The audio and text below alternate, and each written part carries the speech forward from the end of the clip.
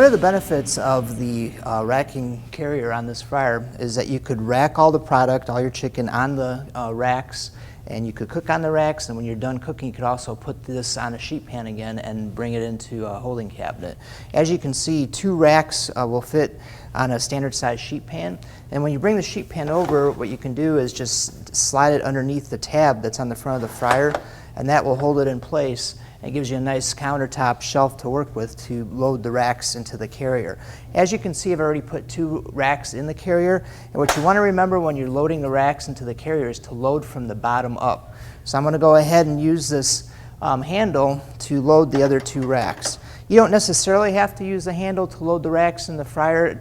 It's really meant for taking them out when the racks are hot, but in this case I'll go ahead and use it.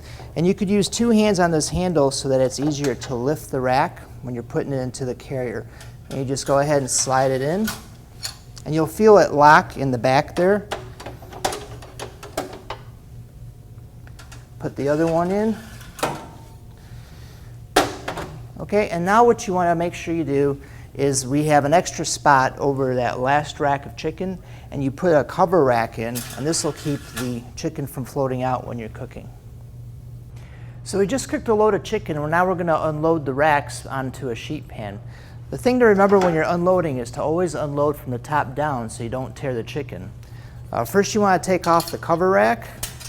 Good place to put it is right up here on top.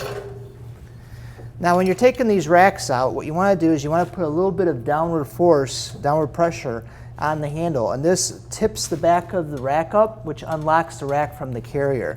Otherwise, if you pull straight back, it's locked in, but if you put just a little bit of downward force, it'll come right out. And it happens pretty quick. It doesn't really raise up this much as you're pulling it out, so you probably won't see it.